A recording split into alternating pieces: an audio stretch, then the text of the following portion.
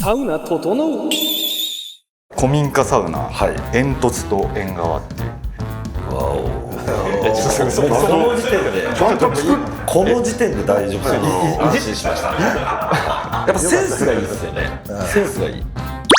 多分いろいろアットホームを見たら、海老名さんだったらここら辺来るなっていうのは思ってて、もう多分海老名さんは古民家にたどり着くだろうなと思ってます。もう分かってたんですか？分かってたというか、今の市場を多分分析したら、海老名さんだったら今は古民家だなって来ると思って、僕はもうだから全部古民家をリストアップしてたんですよ、主に。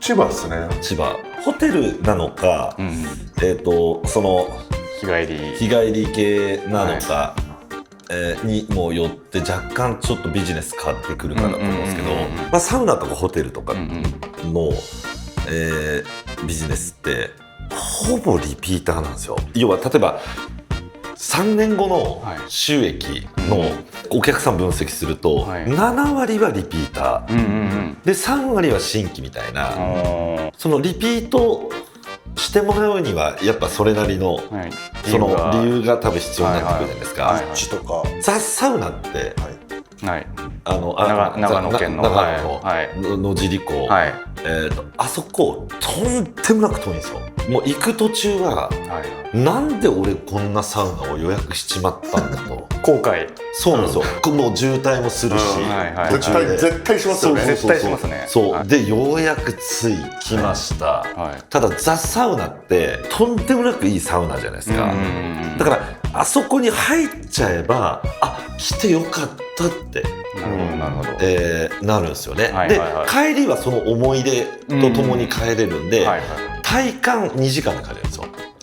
行きは5時間かかるんですけど、本当にかかりますよね。そう本当に5時間かかるんですけど、帰りはザ・サウナに入ったっていう気持ちよさで惑わされて2時間なんですよ、体感。残ってる記憶、意外と遠くなかったな、めちゃくちゃ気持ちよくて意外と遠くなかったなって。上がりが道空いてるとかじゃないですね。じゃないです。帰りも混んでる。そう帰りも混んでる。全員がそうですか？全員がそうなんですよ。だからまた行っちゃうんですよ。中毒。そうで行った時にあれこの野郎って絶対思うんですよ。でも入ってみたらめちゃくちゃ気持ちよくて、来てよかった。じゃあもうもう向かうとこももうちょっとサウナじゃないけど、ちょっと辛い思いをしながらっていうのもある。始まってます。始まってるんですよ。察室みたいな。そうなるほどなるほど。でよくいいこと言いましたね。息が察室なんですよ。主語なんですよ。息が察室。でそっからザ・サウナが水風呂なんですよ。そうなるほどなるほど。で帰りに道で整えるっていう、だから全体がもうサウナなんですよ。道中もサウナなんですよ。全部が。そうだからまた行こうかなって。だからもうあれだけ遠くて予約が取れないのはそれが理由なんですよ。近場ってやっぱ車でどれ？ホワイトボー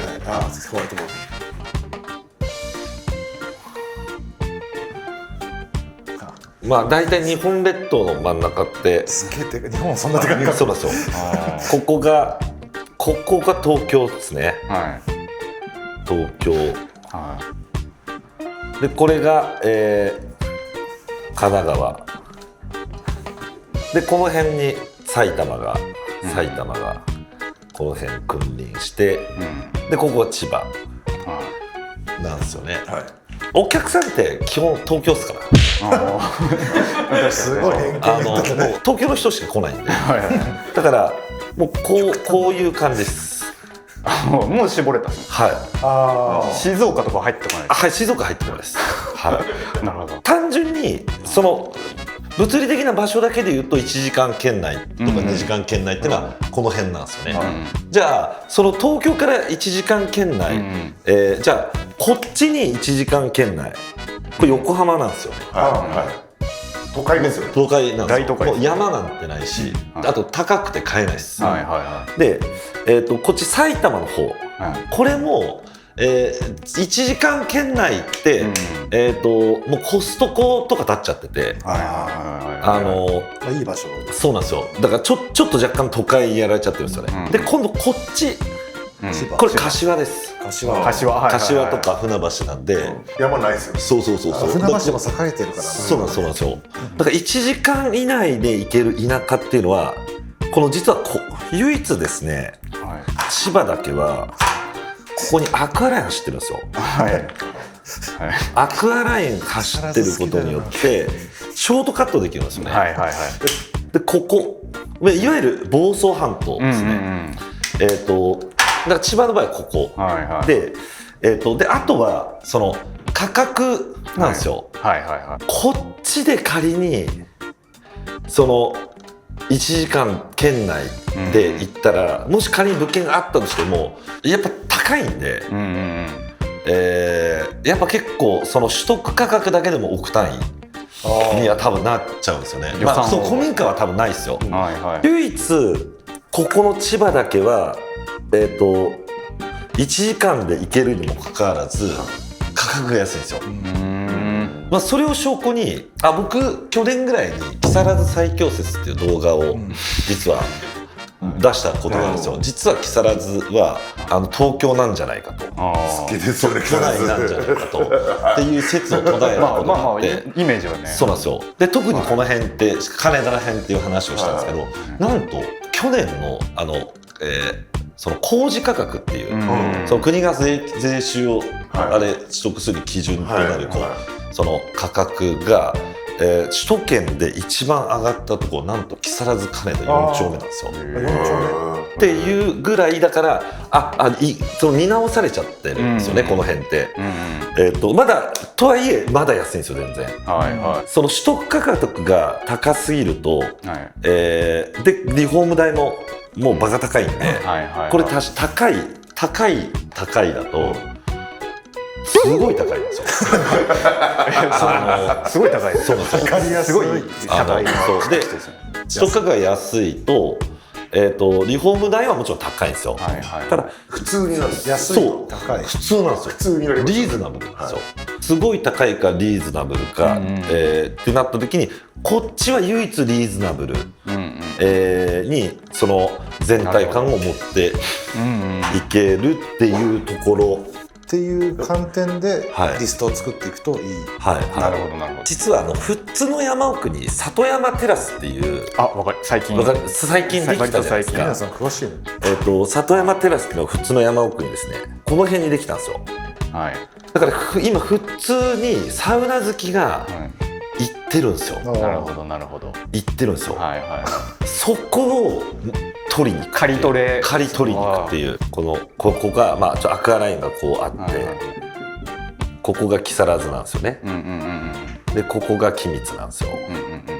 でここが富津だとして、この先にもいろいろ立山とかありますけど、この3市をちょっと分析した時に、里山テラスはこの辺にあるんですよ。実は木更津にこの辺に坪屋っていう元祖そうなんですよ。では西の敷地東の坪屋と呼ばれたサウナがある。いいサウナですよね。そうなんですよ。その日本の二大巨頭と呼ばれた人によってはっていう伝説の坪屋っていうのがあるんですよ。で仮にちょっと宿泊前提でちょっと話しちゃいますけど、まず例えば初日1日目の昼間に高速でまず里山テラスを午前中入るんですよ。でその帰りにこれから建てるホテルに宿泊していくんですよ。で、チェックアウトって大体15時とかじゃないですか。で15時とかにそのまま帰っちゃうと日によっては渋滞に巻き込まれる可能性ってあるんですね。だから途中で降りて坪屋で動線までサウナ入って時間潰すんですよ。なるほど。で里山テラスがあってその、古民家サウナがあって、で、締めに坪屋、この3点セットを利用、その地の利をこう利用する作戦。動線ハック。確かに。じゃあもうここを探せば。そうあくまで一案ですけど、一案としてはまずここぐらいから探していってはどうかなっていう。なるほど。で一応僕の方も一応物件はここは富津市梨沢、だからこの辺ですかね。